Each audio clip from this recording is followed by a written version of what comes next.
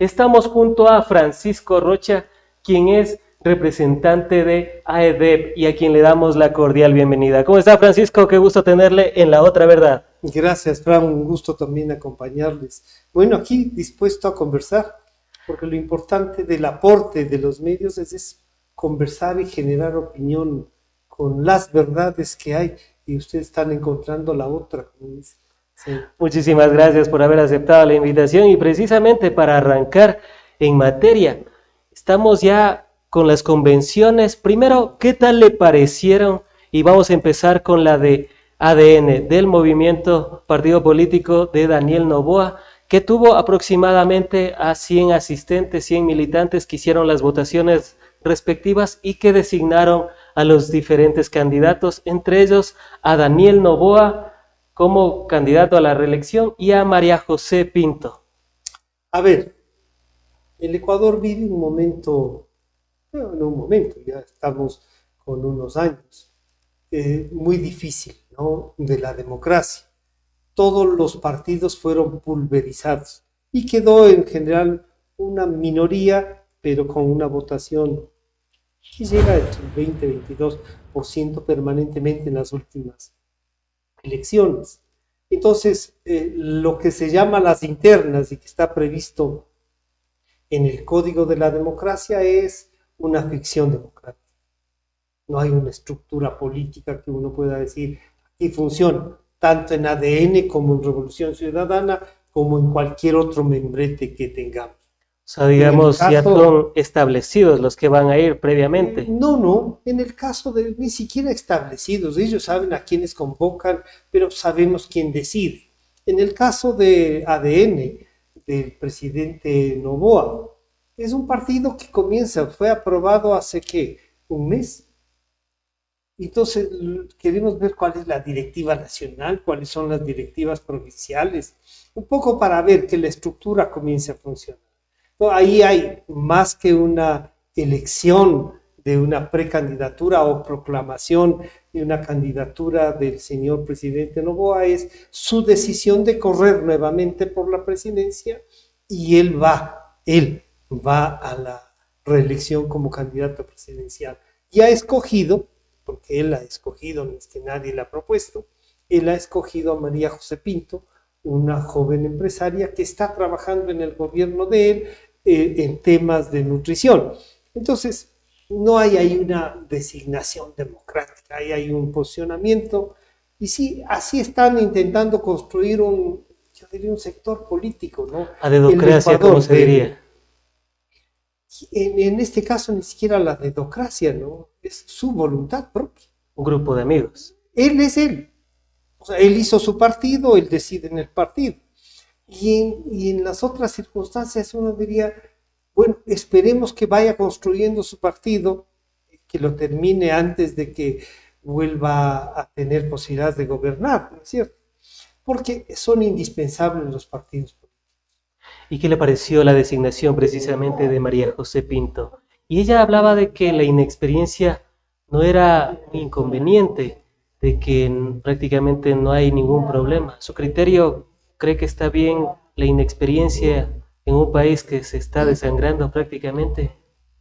A ver, la inexperiencia y la juventud son dos temas recurrentes, ¿no?, en estos momentos.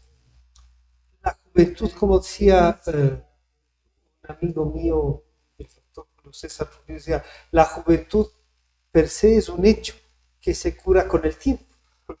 No es ni un pecado, como algunos terminan señalándolo, pero tampoco es una virtud como otros en cambio la quieren presentar y de la que quieren disfrutar. La experiencia, en cambio, tiene que ver con lo que ya han hecho y han aportado. Seguramente María José Pinto tiene experiencia en el sector privado y ahora ya puede exhibir algo, por lo menos en estos meses, de experiencia en el sector público. Así es que lo nuevo, lo que no está, entre comillas, contaminado, no existe. De alguna manera, el señor presidente Noboa es producto también de este vaivén de la política y de sus condiciones. Y María José acaba de ser convocada y designada porque ya era funcionaria de él, ya lo conoció. Entonces nos están proponiendo un tema así. Lo que nos falta como país es construir instituciones democráticas para que no sea la voluntad de alguien, sino sea esa estructura y esa voluntad de quien recoge todo el pensamiento de un movimiento o un partido político. Ahora bien, en torno a Daniel Noboa que se lanza a la reelección presidencial, ¿cuál es su opinión tomando en consideración estos 9 meses que ha estado al frente del gobierno y que, por ejemplo, habla de el nuevo Ecuador, habla de una nueva política? Sin embargo, vemos que, por ejemplo, volvieron las barcazas, algo que era de los años 90, nos va a terminar costando cerca de 500 millones de dólares al año, la ineficiencia no solo de Daniel Noboa, sino de los anteriores gobiernos, como de Guillermo Lasso, lo cual algunos expertos en tema de energía eléctrica han manifestado que esos 500 millones de dólares hubiesen significado 2 hidroeléctricas, las cuales nos hubiesen durado 20, 30 años, dependiendo de los mantenimientos, obviamente, y del clima y de la naturaleza. A ver, es que esto no es solamente ni de Lazo, ni de Moreno, ni nada. El Ecuador ha invertido en los últimos años algo como 14.000 millones de dólares en temas eléctricos. Y hubo un gobierno que nos dijo que ya estábamos prestos a exportar, no solo a solucionar los problemas, a exportar. Y la central hidroeléctrica más grande del país, la que más ha costado, que es Coca-Cola Sinclair, está a punto de pararse. Entonces ahí no es que alguien no ha hecho algo, no, alguien hizo y se robaron la plata y no sirve. O sea, encima de que no hicieron, se robaron. Pero se puede seguir Entonces, en ese discurso de que no sirve cuando Coca-Cola Sinclair ha dado hasta el 50% de la energía eléctrica al país. Bueno, y ahora 40%, gracias 45%. a Dios ha dado el 40%. Pero si yo le vendo un auto a usted y le digo, oiga, pero puede seguirme diciendo que yo le compré el auto y que ahora el auto hay que cambiarle qué sé yo, parte del motor, que hay que cambiar la carrocería. No me siga diciendo eso, ya tiene 3 años, 4 años, 5 años el auto. No. El tema en lo público no es seguir diciendo, es ver lo que se ha hecho mal para que no lo repita. Entonces, justamente en las barcazas, yo recuerdo en el año 80, usted es muy joven, para eso ya teníamos barcazas y ese era un gran negocio de un sector político además. De los socialcristianos. Era un negocio de ellos. Se terminaron. ¿Cuándo se terminaron? Cuando comenzó a funcionar el sistema de INESEL y no necesitábamos comprarle a nadie, ¿cierto? Pero teníamos como respuesta de esos gobiernos que han sido, es que el país no solo se ha fundado ni ayer ni antes de ayer, este viene siendo nuestro país, que hay que mejorarlo, que hay que trabajarlo, sí. A ver, ¿dónde están los nuevos proyectos hidroeléctricos? Pero justamente Sí. para hablar de que hay que superar los problemas y hacer las cosas bien, justamente hablaba con expertos en el tema de la energía eléctrica y, por ejemplo, las hidroeléctricas, Coca-Cola Sinclair específicamente, cuesta 2 centavos el kilovatio por hora. Y, por ejemplo, en una termoeléctrica cuesta 14 centavos el kilovatio de hora.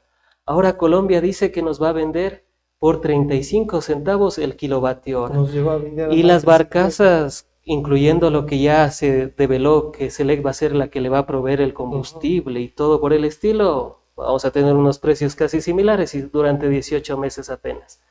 Entonces, por ese lado, las hidroeléctricas no es que estaban tan mal. Un experto me decía que solo Coca-Cola Sinclair le ha ahorrado al país poco más de 6.000 millones de dólares y la hidroeléctrica costó cerca de 2.500, 2.200 millones de dólares. Dependiendo, bueno, digamos que costó los 3.800.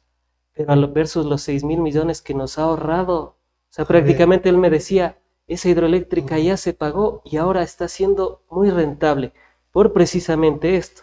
Ahora bien, con el tema de las barcazas y no haber hecho un proyecto hidroeléctrico, el país está perdiendo cerca de 500 millones de dólares al año, me dice. Yo le diría a ese experto que no sea sinvergüenza, por una sola razón. Porque cuando usted invierte por algo del 100%, no puede decir, bueno, sí, nos fue mal en esto y solo hemos recuperado un 40%, y ese 40% si es que Coca-Cola Sinclair estuviese funcionando, no al 100%, al 80%. ¿Usted cree que habríamos tenido que pagarle a Colombia para comprar? ¿Usted cree que necesitaríamos la barcaza que va a costar, como usted me acaba de decir, 500 millones de dólares? Pero es que O sea, viene el que no tema sea de los embalses sinvergüenza, también. que no sea sinvergüenza. El que le ha dicho eso es un sinvergüenza, porque no sabe sino contar solo una parte. Cuando uno ve un proyecto, dice, esto nos va a solucionar un problema, y construye con deuda, con todo. Porque yo le podría decir también, Pero las, el pero Ecuador las tenía, hidroeléctricas funcionan al el 100% Ecuador, todas. pero yo le podría decir las hidroeléctricas que sí funcionan al 100%, que fueron hechas en la dictadura y en el gobierno de Roldós Hurtado, funcionan al 100%. ¿Por qué Si le digo sumamos esto? los 40 años, ¿Por qué le digo esto? Fran, Porque, por ejemplo, la de ¿cuánto entonces Mazar, le han ahorrado al Ecuador? ¿Cuánto le han ahorrado? por ¿Y por qué ejemplo, no hablan, por qué no se ha terminado Toachi Pilatón? ¿Por qué no nos hablan de las otras hidroeléctricas que también estuvieron en manos de técnicos, entre comillas? Entonces uno le dice, a ver, no lo estoy quitando, ni dejándoles fuera. Lo que pasa es que no se puede mentir, que hay un fracaso en el manejo hidroeléctrico de todos los gobiernos que han estado después del que hizo Coca-Cola y del que no ha permitido que Toachi Pilatón pueda hacer. Eso es cierto y eso lo tiene que asumir el país. Pero con este argumento de cuánto hemos ganado, o sea que ya nos hemos ahorrado, dice. ¿ah? Nos hemos ahorrado. No, nos hemos ahorrado en el sentido, hubiesen hecho bien la obra y no solo que nos hubiésemos ahorrado, hubiésemos ganado, si fuese ese el argumento, ¿no es cierto? En Porque todo en todo caso, dígame usted, Pisayam, que regalamos porque no solo que nos ha ahorrado, sino que nos ha dado ya 12 años más de lo que estaba previsto y sigue funcionando. Entonces, no se puede decir esto, pero sí con el 40% se ha arreglado. No. Que no se ha hecho nada más, es cierto. No le podemos decir a Noboa que en 9 meses haga lo que otros no hicieron en 2, en 14, 30. Que Moreno terminó con algunas cosas y con otras ni siquiera las empezó. Claro, Toachi Porque Pilatón, se por pasó, ejemplo, bueno, faltaba el Toachi Pilatón, 20% y pero hasta pasó de ahora mano sigue en mano y faltando. hasta ahora sigue faltando. O sea, ahí tenemos que recuperar no solo, a no ser de que quieran hacer un paquete y digan cuánto nos hemos ahorrado, no sé, ahí hemos perdido todo y no tenemos salida todavía y lo que es peor, no han generado un voltio. ¿Cuál sería su apreciación? Porque a mí siempre me gusta analizar Sí. de todos los lados externos, informes internacionales. Justo había visto que el Consejo Mundial de Energía, por ejemplo, en el 2015, había declarado al Ecuador como el quinto país con soberanía energética por el tema eléctrico. Por eso es que inclusive llegamos a vender energía eléctrica. Y el primero de la región. Eso es lo que dijo el Consejo Mundial de Energía Eléctrica. Pero ahora pasamos de eso a ser un país que prácticamente hasta comenzó a mendigar energía eléctrica. Lo que le puedo decir es que el Consejo Mundial entonces son una banda de ineptos, porque no han visto cómo crece el consumo en el Ecuador y si las instalaciones, o capaz que fueron engañados, porque usted dice que las hidroeléctricas que estaban funcionando podrían llegar a funcionar al 100%, sería un país que tendría solucionado por lo menos sus necesidades. Bueno, ahí y no sí, tenemos. Y por entonces ejemplo, ese consejo actualmente Mazar lo que no funciona demuestra, al 100% por el ya, tema de los embalses. Y bueno, siempre me gusta preguntar a los expertos claro, porque ellos le tienen no, y está claro. bien, Y eso ellos me todo, dicen, o sea, casi no es tan probable que funcione al 100% porque, por ejemplo, de Paute funciona el 80%, sí, de Coca-Cola el 60%, de Mazar está, dependiendo la demanda. ujú, Y en el último tiempo, cuando Coca-Cola comenzó a tener estos problemas, se comenzó a utilizar la máxima capacidad y por eso vimos los sedimentos, la falta de mantenimiento que se le hizo y que tuvo una para en estos últimos meses. Entonces, por eso también no es que todas las hidroeléctricas funcionen al 100%. Bueno, pero si usted le va a hacer funcionar a una hidroeléctrica porque las otras en donde han invertido mal y se han robado, tiene que forzar a lo que ya tiene. No es que las hidroeléctricas que tenemos, que han funcionado, que han pagado más de lo que invertimos, nos sirvan. O sea, le han servido tanto al Ecuador que muchos años no hemos tenido que usar otra cosa. En todo caso, lo que le diría es, sí, el tema eléctrico es un tema que hay que debatirlo.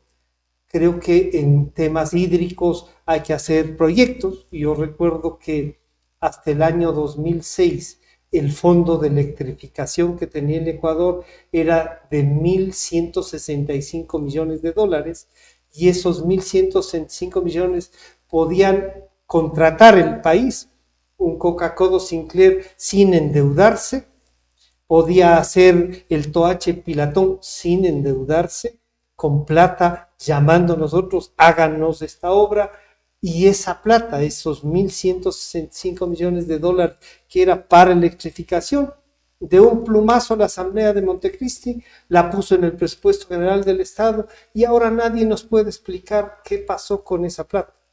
Eso es lo que no debemos permitir que siga pasando y que el gobierno que venga, puede ser una revisión del señor Noboa, no sé si lleguen entre la señora Luisa González y el economista Borja, que representa parte de estas negociaciones. Y para justamente ingresar al tema del binomio que ha presentado la Revolución Ciudadana, ¿cuál ha sido su impresión en torno a ello?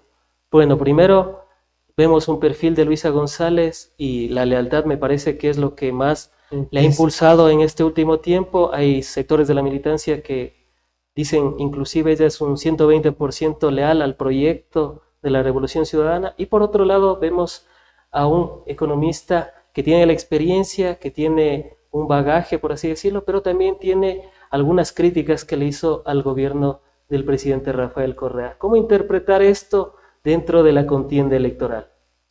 Que el señor presidente Correa designa a doña Luisa, como usted nos dice, por su lealtad. Para él vale mucho y es importante la lealtad. No al proyecto, una lealtad a unas cosas que él dice. Aquí no serán tomados en cuenta los que no han defendido a Glass. Chao. Y uno dice, ¿y el señor Glass es el proyecto político? Si es que eso lo plantea así el expresidente.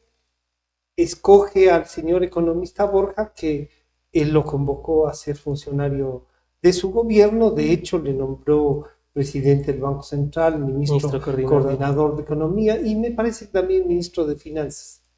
Luego lo nombró en representación del Ecuador a esta comunidad del ALBA para ser el equipo económico que manejó el Sucre. Y ya vemos todo lo que ha pasado con el Sucre, ¿no? Todos los atracos para lo que ha servido el Sucre.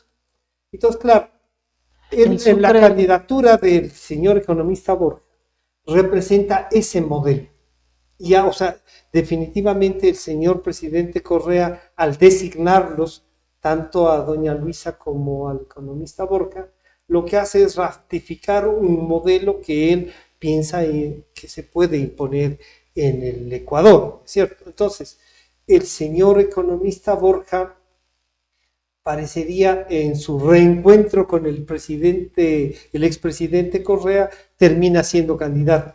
Yo creería, me parece a mí, tengo este pálpito, que no va a terminar siendo candidato, pero que como el señor presidente Correa y su equipo son buenos para manejar el tema comunicacional, lo pusieron en el debate público, pero me parece que podrían llegar a un acuerdo con otros sectores y ahí van a necesitar la candidatura del vicepresidente que requiere la Revolución Ciudadana.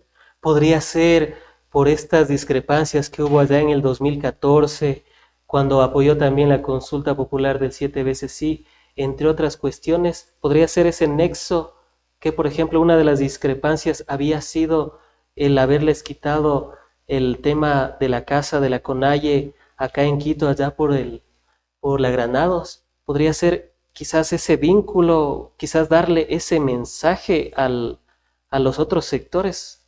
para este tema de la unidad de las izquierdas, ¿podría ser por ahí? El señor economista Borja le he escuchado unas declaraciones que dice que el expresidente Correa está demostrando, al haberle convocado y designado a él, que está demostrando tolerancia y que esa tolerancia le permite seguir, ¿no? Que en general ha formado parte del... Pero claro, ahí salen los videos, él marchando en el 2015 diciendo fuera Correa, fuera, y respaldando al expresidente Moreno, donde dice que la consulta es necesaria. Ahora dice que no, que nos han traicionado Que se la equivocó. consulta, que es equivocado. Bueno, él tiene derecho a decir cualquier cosa y que el Ecuador le juzgue. La vida pública tiene esas cosas, ¿no es cierto? A ver, pero yo le digo, tengo mis dudas de que él pueda terminar siendo el candidato a la vicepresidencia. No solo por todo lo que le ha recordado el país, sino que la habilidad que se tiene para que discutamos sobre ese binomio, él ha tenido un éxito. Claro, está en el boca a Si boca. lo que estaban pensando era de que era un gran lanzamiento, lo lograron. Y eso hay que reconocer, o sea, lo lograron. Todo el mundo, el economista Borja ya estaba ahí metido debajo de algún ladrillo y ahora está en boca de todos. Y asimismo, como decíamos antes, de la juventud, en temas políticos parece que es importante que hablen, aunque sea bien, suelen decir, ¿no es cierto? Y en ese caso han conseguido que primero se renueve todo lo que se pensaba, pero yo diría es una reafirmación, desde mi punto de vista, peligrosa, pero una reafirmación del modelo castrochavista que quiere representar el señor presidente Correa con su binomio. Para cerrar con el tema de los binomios, ¿cómo analizar e interpretar precisamente a los vicepresidenciales? ¿Será que, por ejemplo, a la vicepresidenta o a la candidata a la vicepresidencia de Daniel Noboa la pueden enviar en esta ocasión a la Antártida? ¿Se puede prever eso o ya se puede prever que ella sí va a estar en el Ecuador y va a asumir la cartera de Estado de la vicepresidencia? A ver, primero, en realidad la Constitución nuestra tiene previsto que el vicepresidente es un cargo de mera expectativa. No tiene funciones, así es que no podemos decir le han hecho bien o mal, no. El señor presidente Correa, por ejemplo, teniendo vicepresidente, a veces encargaba la presidencia a un ministro de Estado, porque él se iba. Recuerde usted, por ejemplo, a doña Sandra Naranjo, era la secretaria de planificación, le encargó la presidencia y no al vicepresidente, y no era un escándalo. El señor presidente Correa encargó a otras personas.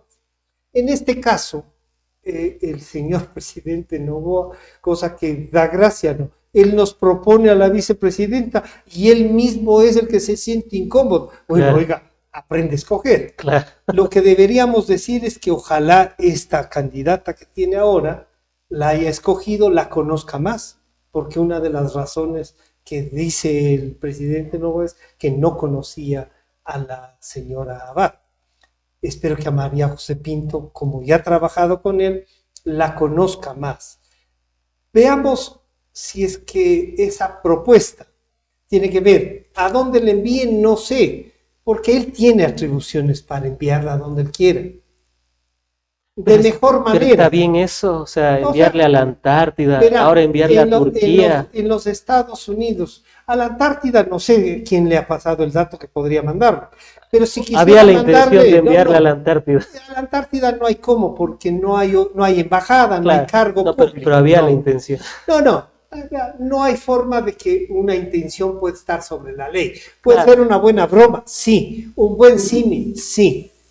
Pero en los estados donde el vicepresidente es como el nuestro, una mera expectativa, por ejemplo Colombia, su vicepresidente normalmente es embajador en alguna parte. Suele ser en un país importante.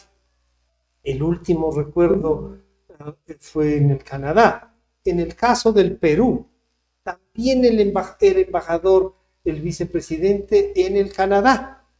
Y cuando se armó todo el relajo de Kuczynski, Vino el señor vicepresidente electo en el Perú, de embajador del Canadá, a hacerse cargo de la presidencia del Perú. Entonces, ¿qué dice la Constitución?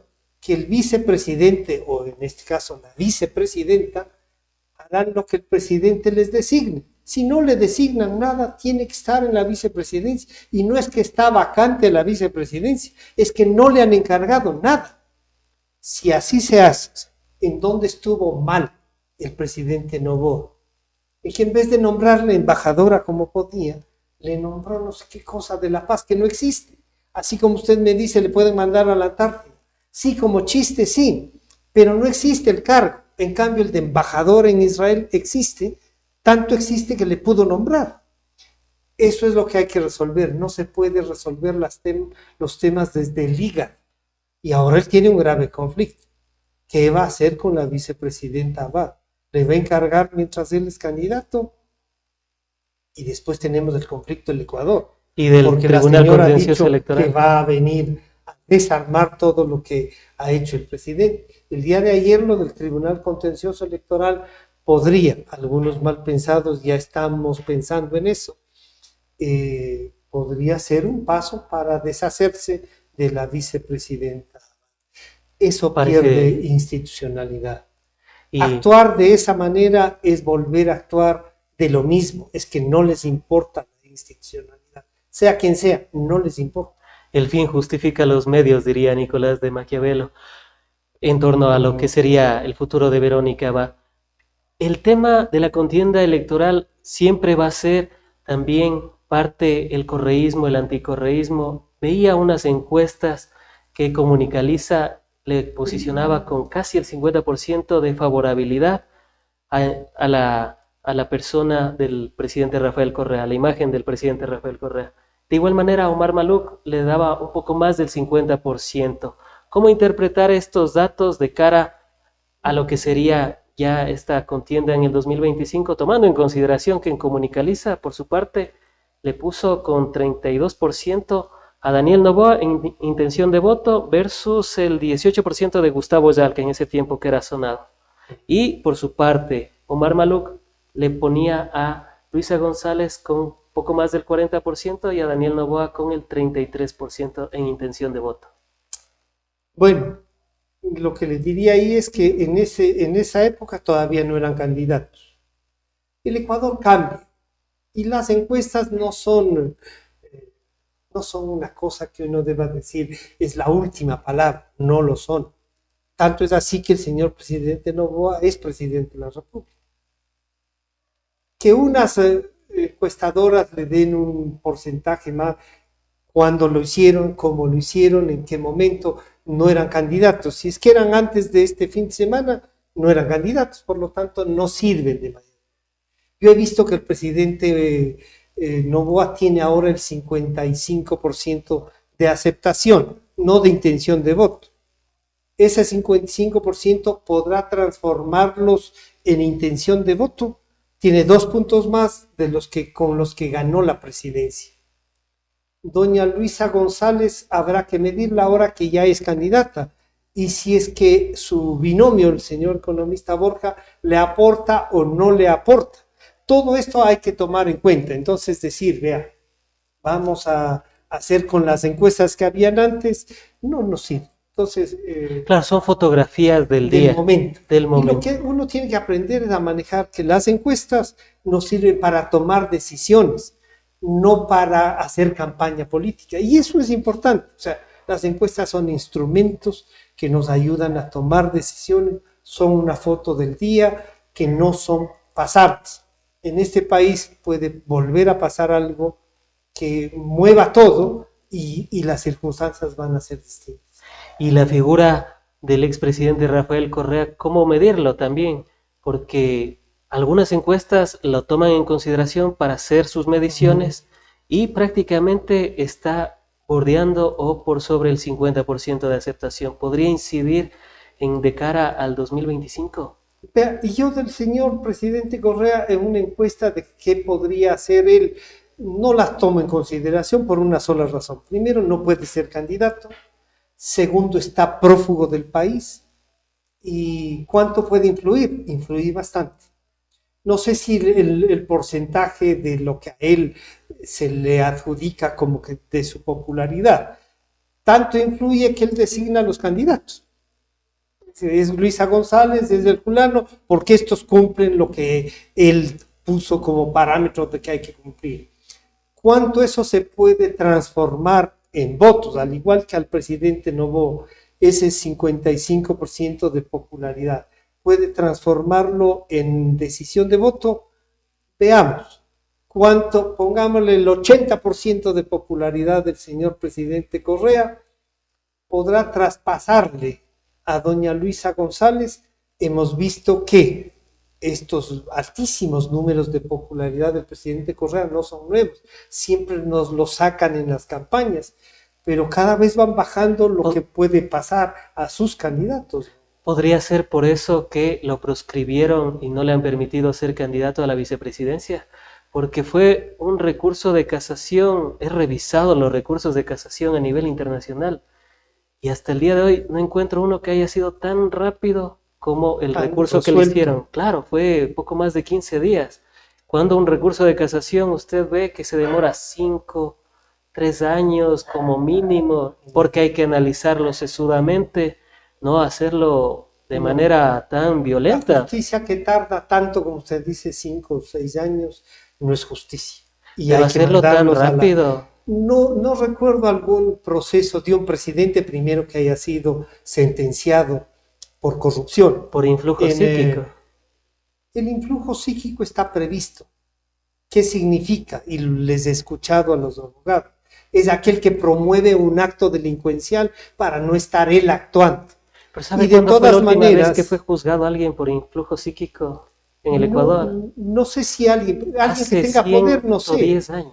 Pero entonces hace 110 ya había el influjo psíquico. Pero desde ahí ya volvió, desde ahí ya no se han vuelto a aplicar. O sea, hace 110 años lo que fue la última sentencia de influjo psíquico. El dato que me acaba de dar es buenísimo, porque no sabía que ya había un caso anterior que se había aplicado. Y por eso dejaron de aplicarlo. Yo creo que al señor presidente Correa no le han aplicado, le aplicaron por corrupción, porque la señora que trabajaba con él tenía todos unos datos, sabía a quién les había dado la plata, cómo se repartió. Tanto él dijo que sí sabía que había ese fondo, que pidió prestado $6,000. Pero fue dijo, elaborado ese es un fondo que tenemos en la presidencia.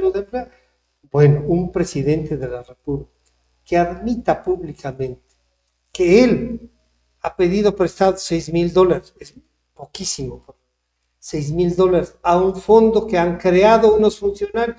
O sea, un presidente pidiendo un préstamo a un acto ilegal, que es el fondo puede servir para cualquier cosa. Está prohibido por ley hacer fondos que recojan plata que no sean vigilados por la Superintendencia de Economía Popular y Solidaria o por la Superintendencia de... Desde mi punto de vista, el presidente Correa fue juzgado por un acto de corrupción. No hay influjo psíquico, no. El influjo psíquico ha sido señalado en virtud de ¿qué? En virtud de su participación en el delito. Y eso lo pueden explicar los... Y me dice que está proscrito. No lo creo. Tanto no está proscrito que sigue designando candidatos. Sigue actuando. Lo que no puede ser candidato. Participar. Y los candidatos, o los ciudadanos que han perdido sus derechos de ciudadanía, no pueden ser candidatos. A título de que el expresidente Correa debería no ser juzgado como el resto. Claro, justo veía el caso, bueno, tengo esa mala costumbre de siempre revisar toda profundidad, y veía que el cuaderno que precisamente presentó Pamela Martínez fue elaborado en el vuelo de Quito a Guayaquil, en un vuelo charter, y ahí le ponía inclusive hasta con centavos. ¿Cree que una persona tiene esa capacidad de escribir y acordarse con lujo de detalles? Juanito Pérez nos prestó tanto, o le pedimos, o nos dio tanto, hasta con centavos, porque ahí fue el cuaderno de Hello Kitty, recuerdo. Ese se le denominaba el cuaderno de Hello Kitty. Pero no, yo entiendo que no se basaron en ese cuaderno, se basaron en las computadoras de la Presidencia de la República, en donde la señora Terán había hecho el Cardex para hacer así el Cardex de todo lo que había ingresado, a quienes habían entregado y cómo habían entregado. Eso que se encontró en la presidencia, en sus bodegas, eso fue lo que sirvió. El cuaderno ha servido para que sea, digamos, para deslegitimar un hecho. Pero Vea, fue presentado por Fiscalía. Lo que queda claro es que en esa sentencia, muchos de los empresarios que fueron sentenciados ahí, no solo que ya han pagado, me parece 2 o 3, pero admitieron que entregaron la plata para la campaña. Si eso no les sirve, podemos seguir diciendo el cuaderno, Kitty, el influjo, sí, lo que sea, pero que nos demuestren que la plata que los señores empresarios dijeron que le han entregado a doña Pamela Martínez, no es cierto, y ahí está. Pero eso lo pueden hacer, lo que pasa es que ya van pasando los años y no lo han podido hacer. En todo caso, vean, eso lo que demuestra es la fragilidad de la institucionalidad, tanto del poder público cuanto de los sectores políticos, que no podemos, no logramos estructurar algo que sea respetado y respetable. El factor ideológico no me gustaría dejar de abordarlo también. Hemos visto algunas mediciones y bueno, para tener también un poco en consideración, vamos a presentar las cifras en torno al factor ideológico que también podría incidir en la votación, pero bueno, al final también ya dependerá de la campaña electoral. ¿Cómo analizar precisamente estos datos del factor ideológico? Vamos a ver si lo presentamos. Y una de las encuestas también dice que, por ejemplo, de izquierda se consideran 37,17%, de derecha el 17,57%, si lo podemos proyectar, perfecto, y de centro 25,40%, ninguno o no sé 19,86%. Hay algunas otras encuestadoras que obviamente esos valores varían, a la izquierda le ponen un 34, a la derecha le ponen un 20, pero digamos que están bordeando por esos porcentajes. ¿Cree que podría incidir también o cómo se están perfilando los candidatos? Porque algunos escucho que no son ni de izquierda ni de derecha, sino se venden como centro. ¿Podría también ese factor influir? Daniel Noboa dijo alguna vez que era de centro izquierda y bueno, ya vimos las políticas que aplicó, la mayoría de derecha. Yo no encuentro este rato una posibilidad de que el pueblo se defina de izquierda, de derecha o de centro, porque tiene problemas más graves. Sí, yo creo en que el pensamiento y la ideología es importante. Lo que no veo es que este rato tengamos claro qué es la izquierda y qué es la derecha, porque en los dos casos, en los gobiernos que se han denominado de izquierda y los que a veces les califican así, ellos no quieran de derecha, han hecho lo mismo. No hay una diferencia, ¿no es cierto? No hay una diferencia que uno pueda decir por este lado. Entonces, ¿qué va a influir? La campaña. ¿Qué nos plantean como posibilidades de avanzar como país? Eso va a influir. Si alguien se define de izquierda o de derecha, si vamos por lo que dice, deberíamos tener dos candidatos de izquierda ganando elecciones. Por decirle algo, por ejemplo, si los que se definen así de izquierda a izquierda, si tienen 33, deberían tener por lo menos unos 40 alcaldes, porque hay muchísimos que han sido electos con menos del 20%. Y si votáramos por el tema ideológico, entonces uno pensaría que eso es. No sirve nuevamente, Fran, esto nos sirve para entenderle al país. Pero por ejemplo a Daniel Noboa le sirvió haber dicho que era de centro izquierda. No. ¿O no le sirvió? A Daniel Noboa le sirvió que le hayan asesinado a Fernando Villavicencio. Si no era él, él no habría pasado, porque Fernando Villavicencio en el debate no iba a tener contendor, desde mi punto de vista, no iba a tener contendor. Pero en el momento en que no está Fernando, no está quien lo reemplazaba, no está su candidata a la vicepresidencia, el señor Noboa se erige como la propuesta más centrada, allá del centro izquierdo, centrada en el debate, y eso les relanza. de lo que iba del 3 al 4, iba subiendo, sí, pero le relanza y termina siendo el presidente de la República. Eso pasa en el país. Entonces, las encuestas, vuelvo a insistirle, son instrumentos, no son para engañar. Y a veces uno sale con una encuesta y dice, sí, sé lo que está pensando la gente y yo ya estoy prácticamente electo. No, no.